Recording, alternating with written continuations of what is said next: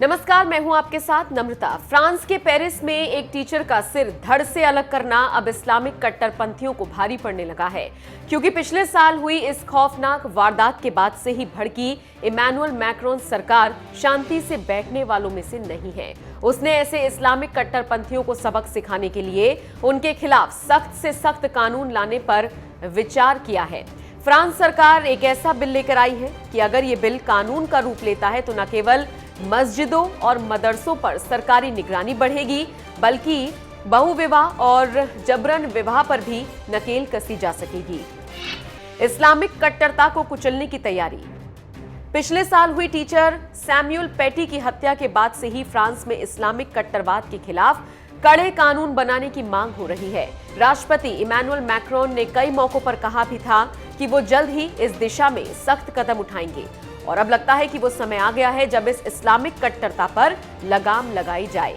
इसीलिए Emmanuel Macron की सरकार बड़ा कदम उठाते हुए एक ऐसा विवादित बिल लेकर आई है जिसे फ्रांस की संसद ने मंजूरी दे दी है। इस बिल में मस्जिदों और मदरसों पर सरकारी निगरानी बढ़ाने और बहुविवाह जबरन विवाह पर सख्ती का प्रावधान है।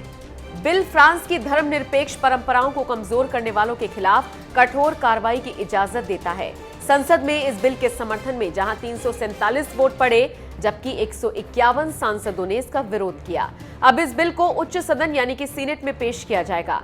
माना जा रहा है कि संसद के निचले सदन में पारित इस बिल को लेकर आने वाले दिनों में देश में बवाल बढ़ सकता है, क्योंकि ये सीधे तौर पर मुस्लिम समुदाय को प्रभावित करेगा। राष्ट्रपति इमैनुअल मैक्रोन ने क्या कहा?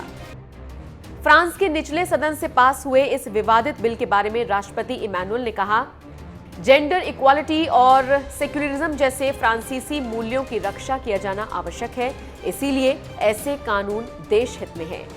वहीं फ्रांस में रहने वाले मुस्लिमों का कहना है कि ये कानून न केवल उनकी धार्मिक स्वतंत्रता को सीमित करेगा, बल्कि उन्हें इसके जरिए निशाना बनाया जाएगा। उन्होंने ये भी कहा कि फ्रांस के पास पहले से आतंकवादी हिंसा से लड़ने के लिए पर्याप्त कानून है, इसलिए नया बिल लाने की कोई जरूरत नहीं है। आतंकवाद के खिलाफ लड़ाई में फ्रांस के साथ भारत।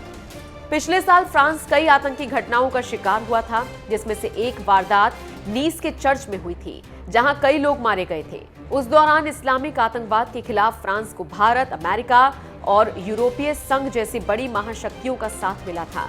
खुद पीएम नरेंद्र मोदी ने कहा था, नीस में चर्च के भीतर हुए नृशंस हमले समेत फ्रांस में हुए हालिया आतंकी हमलों की कड़ी निंदा करता हूं।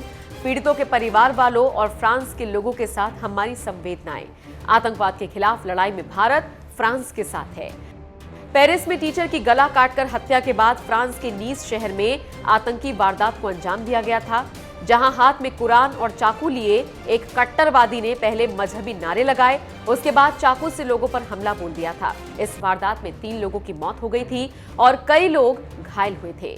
फ्रांस में बढ़ती इस तरह की इस्लामिक कट्टरपंथी घटनाओं की वजह से ही इमैनुअल मैक्रोन की सरकार संसद में विवादित बिल लेकर आई है, जिससे वो मदरसों और मस्जिदों पर निगरानी बढ़ा सकेगी। बहरहाल, इस्लामिक कट्टरवाद को कुचलने के लिए उठाए गए फ्रांस के इस कदम पर आपकी राय क्या है? कमेंट करके हमें जरूर बताएं।